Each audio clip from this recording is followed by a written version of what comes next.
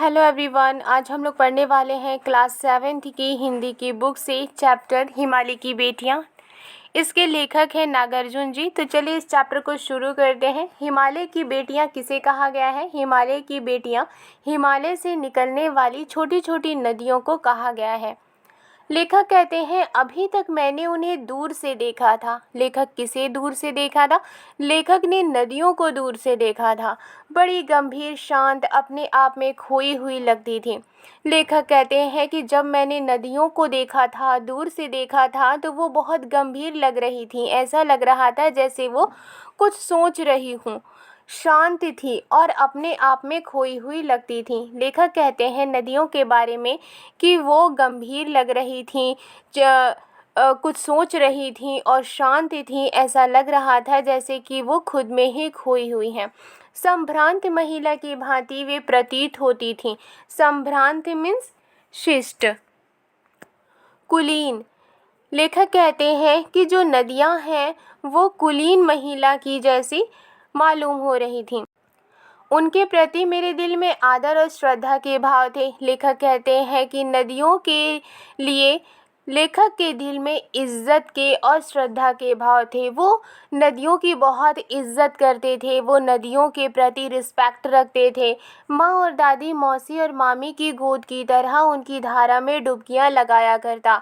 लेखक कहते हैं कि जिस तरह से माँ, दादी, मौसी और मामी की गोद में सभी बच्चे बैठ जाते हैं, छुप जाते हैं, उसी तरह से मैं भी, यानी कि लेखक अपने बारे में कहते हैं कि मैं भी नदियों की धारा में डुबकियां लगाया करता था।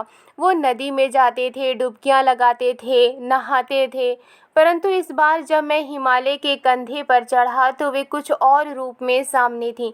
लेखक कहते हैं कि लेकिन इस बार जब मैं हिमालय के कंधे पर, हिमालय के कंधे मीन्स कि हिमालय के ऊपर के जो क्षेत्र है, वो कहते हैं कि जब मैं हिमालय के ऊपर चढ़ा तो जो नदियाँ थी वो कुछ और रूप में मेरे सामने थी। किस रूप में सामने थी? जब लेखक पहाड़ के ऊपर चढ़ते हैं, हिमालय के ऊपर चढ़ते हैं, तो जो नदियाँ थीं वो सभी नदियाँ पतली पतली नदियाँ थीं और वो इठलाती और खिलखिलाती हुई बह रही थीं। मैं हैरान था कि यही दुबली पतली गंगा, यही यमुना, यही सतलुज समतल मैदानों में उतरकर विशाल कैसे हो जाती हैं।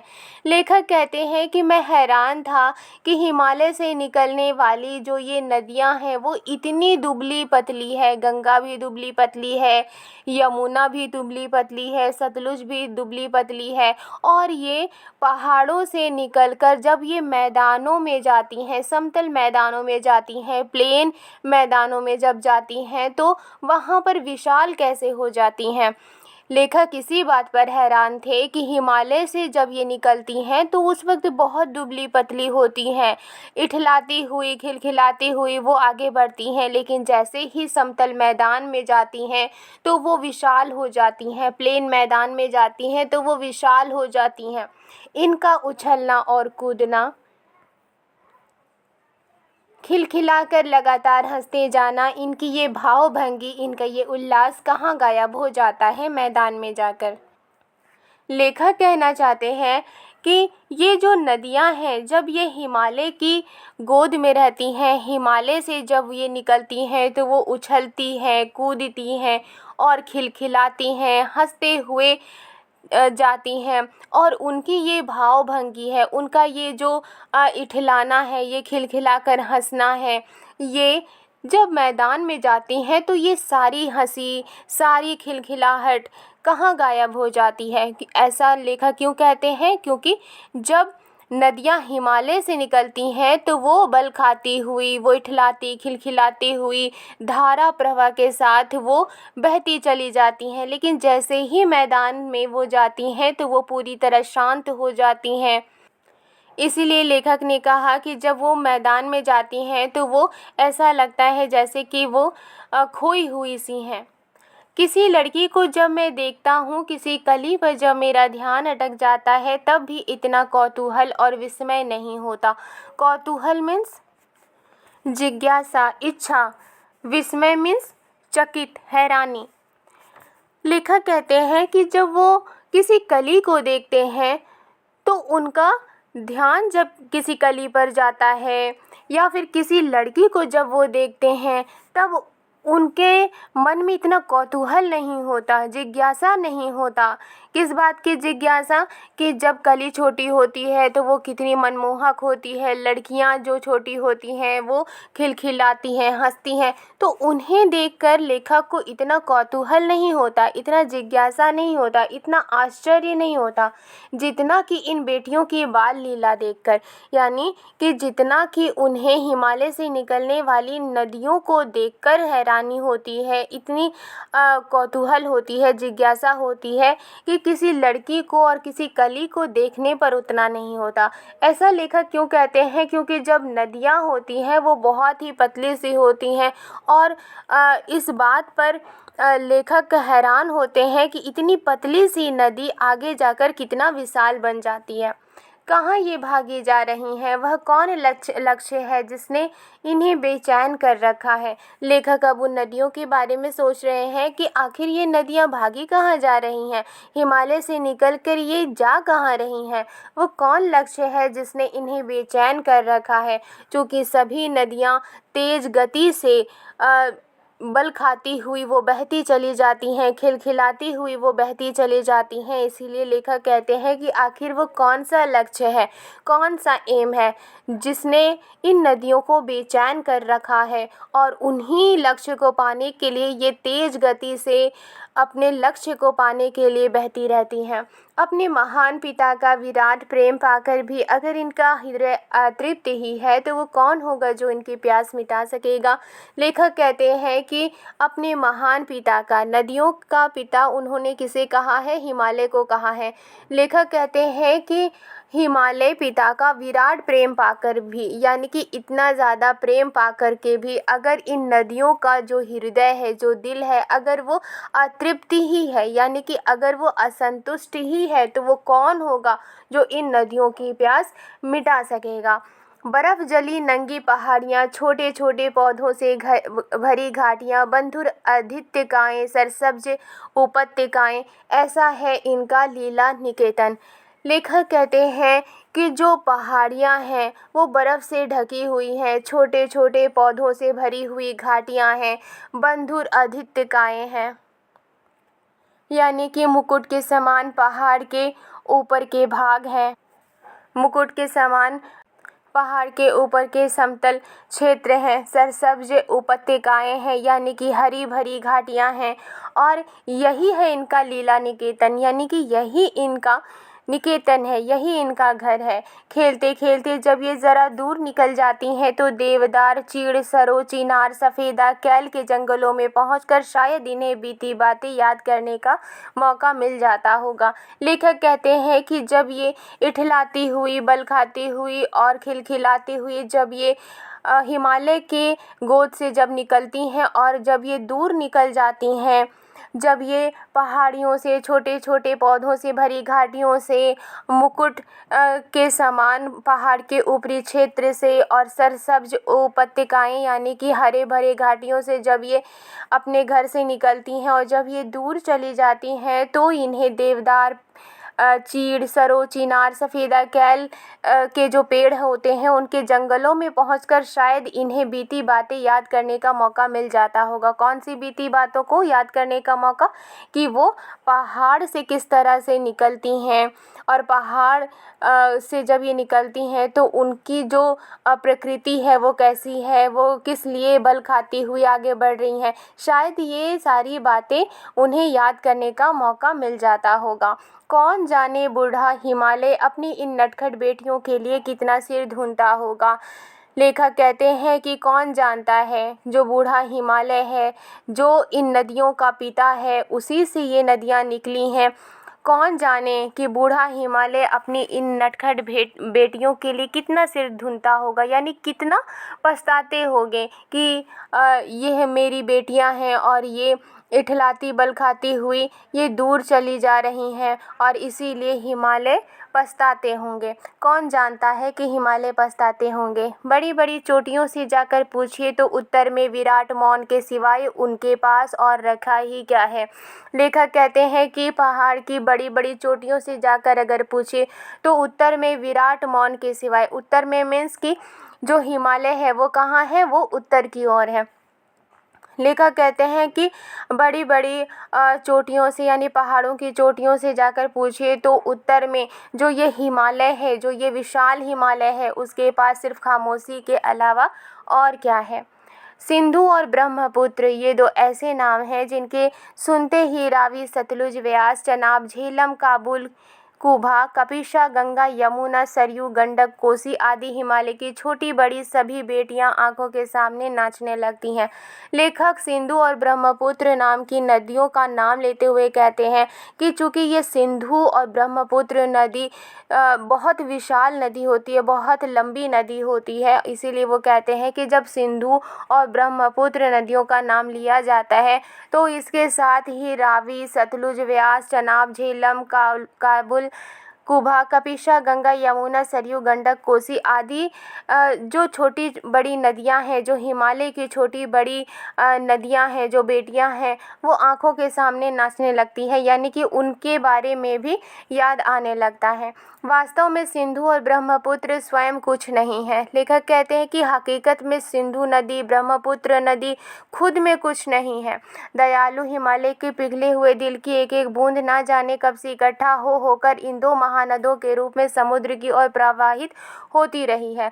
लेखक कहते हैं कि जो दयालु हिमालय है, जो हिमालय पहाड़ है, उसमें से जो बर्फ़ होती है वो जब पिघलती है तो एक एक बूंद इकट्ठा होती है और इकट्ठा होने के बाद इन दो महानदों के रूप में समुद्र की ओर बहती रहती है। कितना सौभाग्यशाली है वो समुद्र जिसे पर्वतराज हिमालय की इन दो बेटियों का हाथ पकड़ने का श्रेय मिला।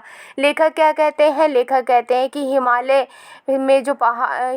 में जो बर्फ़ है वो पिघलती है और एक एक बूंद मिलती है और एक एक बूंद मिलने से ही सिंधु और ब्रह्मपुत्र जो नदियां हैं वो महानदी के रूप में समुद्र की ओर प्रवाहित होती रहती है, समुद्र की ओर बहती रहती है।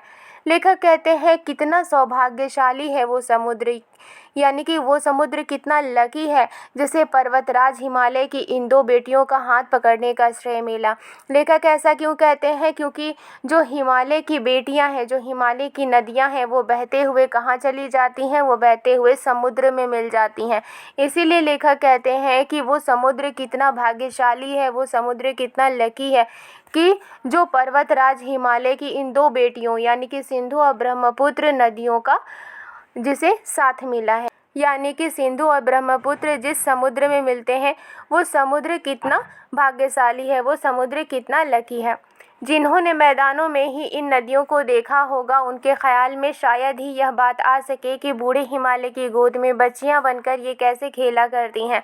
लेखक कहते हैं कि इन नदियों को जिन्होंने मैदानों में देखा होगा उनके ख्याल में शायद ही ये बात आ सके, उनके माइंड में ये शायद ही बात आ सके कि जब ये हिमालय की गोद में थी तो ये बच्ची बनकर के किस तरह से खेला करती हैं। यानी कि जब हिमालय की गोद में जो छोटी बड़ी नदियां होती हैं वो तेज़ गति के साथ इठलाती और बल खाती खिलखिलाती हुई वो बहती रहती हैं। इन नदियों को जिसने मैदानों में देखा होगा उसके माइंड में ये बात शायद ही आ सके कि जब ये छोटी बड़ी नदियां हिमालय की गोद में होंगी तो ये कितनी बच्चियां बनकर खेला करती होंगी।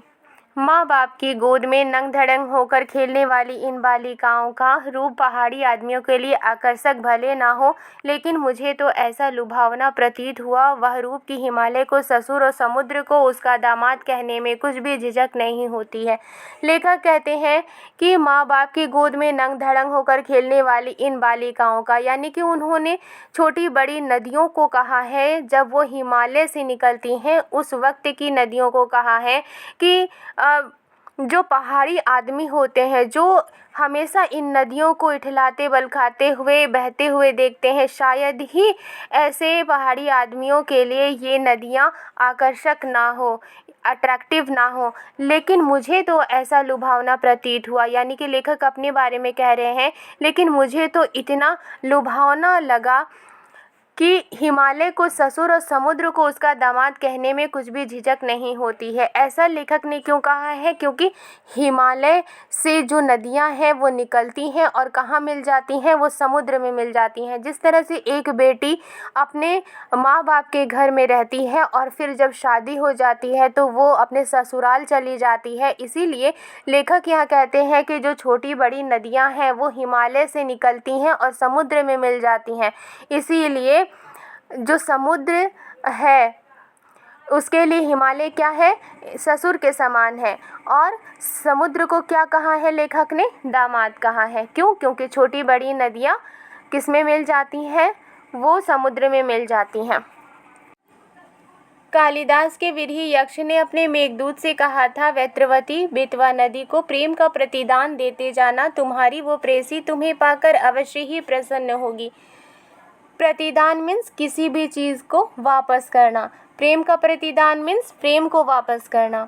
मेघदूत क्या है? मेघदूत एक यक्ष की कहानी है, एक सेवक की कहानी है जिसे कुबेर ने अलकापुरी से निकाल दिया था, और अलकापुरी से निकलने के बाद यक्ष रामगिरी पर्वत पर रहा करते थे।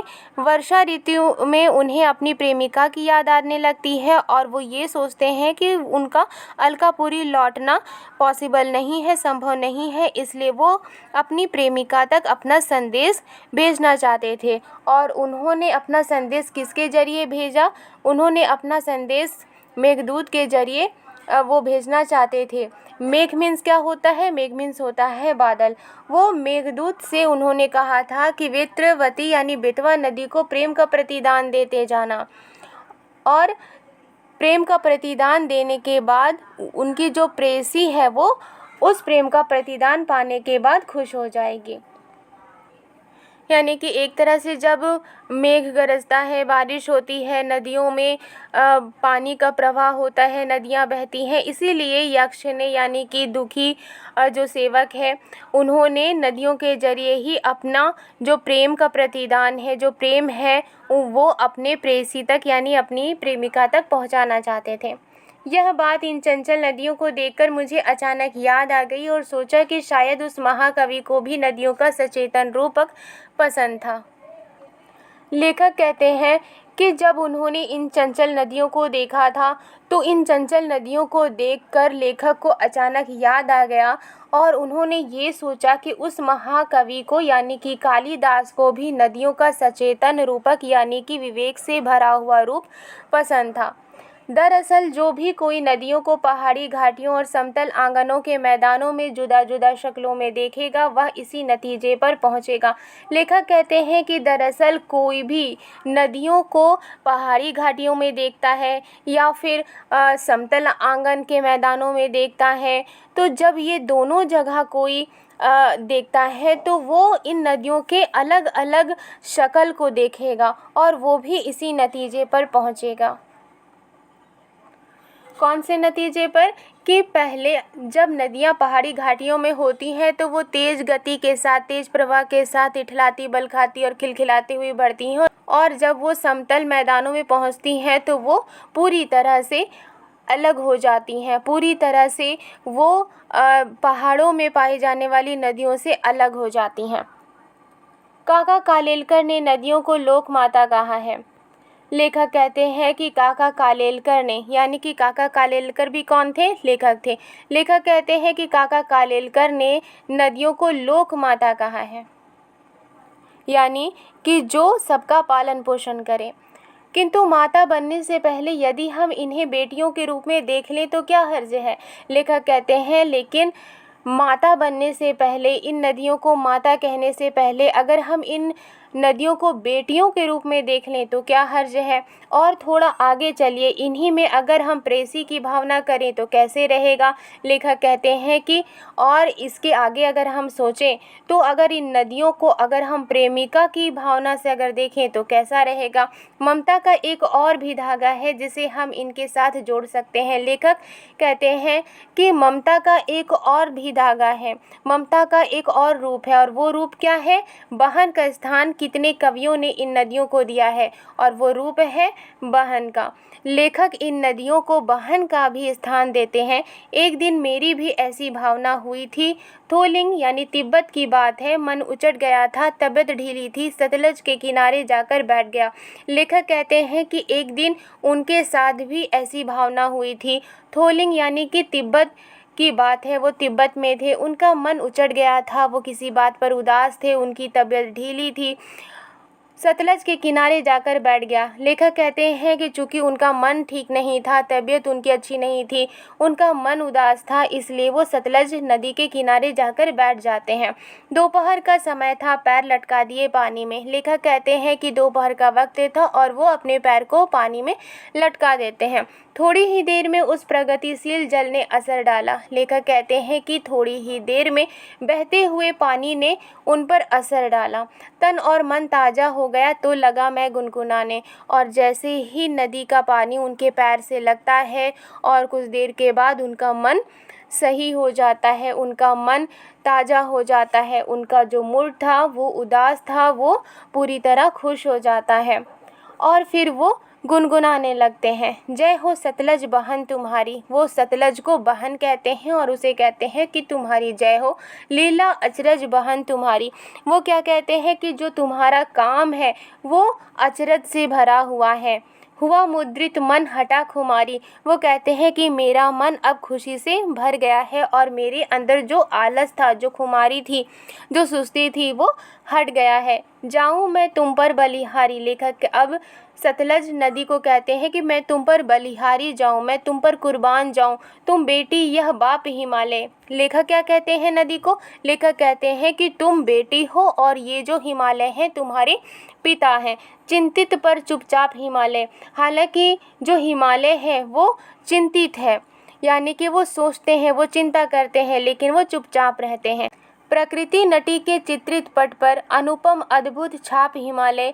जय हो सतलज बहन तुम्हारी। लेखक कहते हैं कि ये जो प्रकृति है ये चित्रित पट पर एक अभिनेत्री है, और इसी में जो हिमालय है वो अनुपम है, वो बेजोड़ है, वो अद्भुत है।